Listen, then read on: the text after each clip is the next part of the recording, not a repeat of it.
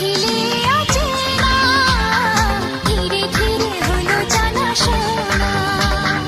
তারপর মনে ঘরেতে চুপি চুপি শুরু আনাগোনা।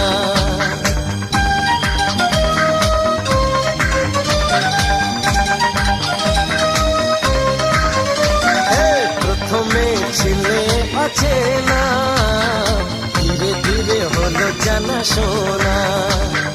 তারপর মনে ঘরেতে চুপি চুপি শুরু আনাগোনা।